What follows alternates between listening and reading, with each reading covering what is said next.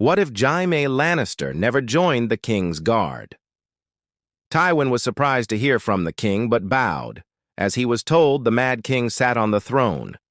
"Your grace, you sent for me, I have, as you are aware. There is now an opening for the Kingsguard, given the passing of Sir Harlan Grennan. This leaves a position open by Kingsguard, indeed. It does. Do you require hope in selecting a new knight to fill that slot? Well, I have already received a list of names, including your own daughter, who put forward her brother as a potential member, Sir Jaime Lannister, the young lion. It would make him the youngest knight to ever be inducted into the order, a great honor. But his voice trails off, Tywin's brows knit together, as this is the first time he's heard of such an order. He certainly had never suggested such a thing. He was already waiting for Lady Lysa to arrive to push the match between Jaime and her. Your Grace, you honor me by selecting my son for such an important position. The whole realm knows his skill with a sword and lance. Enough of this prat, Tywin. The whole realm knows he is a Lannister. Another lion to add to my court. Do you think of replacing the dragons with lions? Tywin, your grace, I assure you I have no such plans to enough. Do not insult me with your denials. I know what you're planning. And to do so while hiding behind your daughter's skirts, I expected more from you. Tywin, this was my mistake. Well, I do not wish to disappoint you, but I will not have my hand dictate who shall be my protectors. I have considered it, but I rejected this offer." Tywin can only grind his teeth and bow stiffly as the king dismisses him with a wave of his hand. But as he departs, it isn't anger that fills Tywin's heart. It's relief. He has no idea why Cersei would suggest such a thing, but he is glad it did not come to pass. All of that would have thrown his plans into question, but now he can move forward with his marriage arrangements. When news arrives that this match is rejected, Cersei is devastated, and Jaime goes pale, just as his sister had predicted. Tywin brings forth Lysa Tully as a potential match for Jaime. While Tywin gives the appearance of choice, everyone knows that Jaime has no say in the matter and is forced to agree to the match. While Lysa seems pleased with the prospect of having a gallant young knight as her husband, Jaime is left to shudder as he walks out with his new wife in his place. Harlan Grandison is replaced by Sir Alistair Thorne, who serves loyally as one of the king's protectors. He stands by Aerys throughout the years, even as he begins burning men alive and rebellion springs up. Meanwhile, though Jaime is wed to Lysa, he remains in Castle Rock, where Tywin begins grooming him to serve as his heir. He meets with dignitaries, manages their finances, and visits his bannermen. While Jaime proves competent enough, he has little love for this task and sees it as tedious. More importantly, for most of his early years, it is Tywin who truly decides everything, as Jaime follows his policies when Robert's rebellion breaks out. Jaime wishes to rally the Westerlands and join with the rebels. He has little love for Aerys, seeing him as responsible for his position.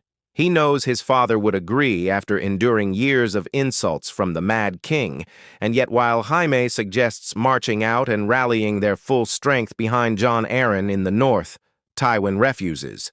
You think this is the first time some great houses have rebelled against the Targaryens? A dozen usurpers would-be kings have risen up against the dragons, the Dornish, Baratheon's peaks, and most recently Lord Darkland. I think you of all people know how that ended, but those were individual houses and regions. Now the North Vale and Stormlands are standing together. There are even rumors that the Riverlands will declare for them. They have the strength of half the realm. That seems different.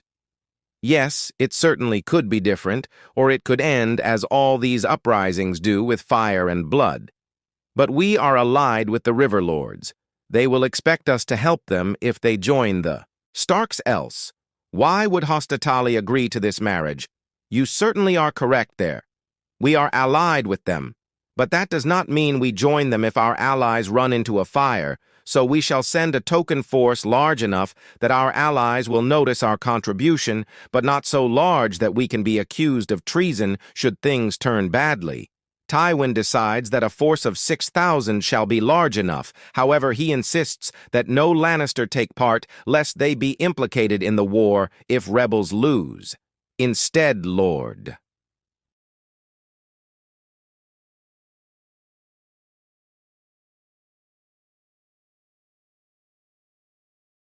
This allows them to hold until Robert slays Rhaegar and leaves his body to tumble into the Ruby Ford with their success.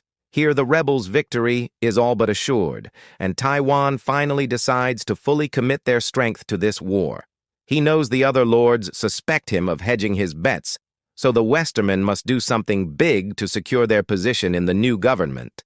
Tywin personally leads 12,000 men out, but instructs Jaime to hold the rock until he returns.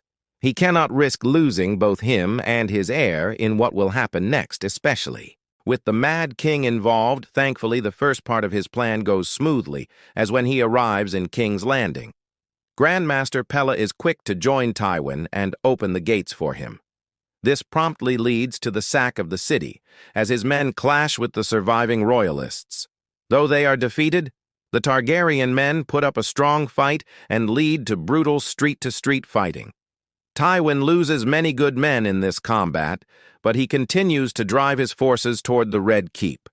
He knows this is the last desperate resistance of the Targaryens, nothing more. Still, he is glad that Jaime is not there, since the royalists launch deadly ambushes on him and take out many knights. It would not be difficult to imagine his son getting caught in one of these. He has no idea about the wildfire beneath the city, or that Aerys gives the command to his pyromancers as the Lannister men bring up battering rams to strike at the Red Keep's wall. Aerys' men get to work and ignite caches across the city. A thunderous boom echoes across the city as the Sept of Blor suddenly erupts in an explosion of emerald fire. It spills out from the glass like blood from a wound, while its windows and roofs shatter into fragments. They stare out in surprise, watching just as the dragon pit follows. Old stones are thrown across the air for miles and land on the street like rain. Slowly, the Lannister men begin to panic. Some seek cover. Others raise their shields above their heads and more simply drop their weapons and run, but if they think that makes them safe, they are mistaken, as the ground beneath them follows it, opens as in a fissure of green flames that explodes to outwards, consuming royalists and rebels alike.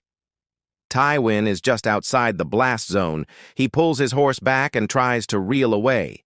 He tries to move away, but the fire spreads and eventually consumes him and the rest of the city. The Mad King laughs from the Red Keep, watching it all burn as he soon joins them.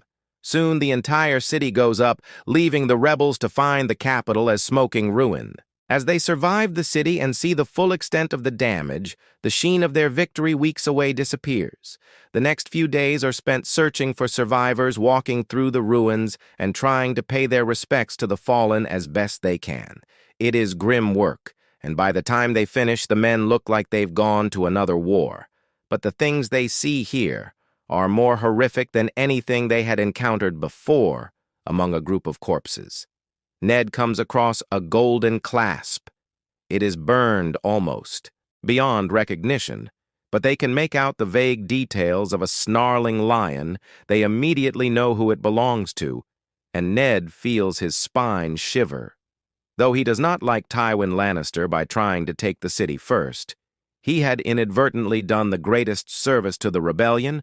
Robert and Jon Arryn set up shelters for the few survivors and planned their next move. Many of the remaining Targaryen loyalists immediately bend the knee. They are equally horrified by the results of this plot.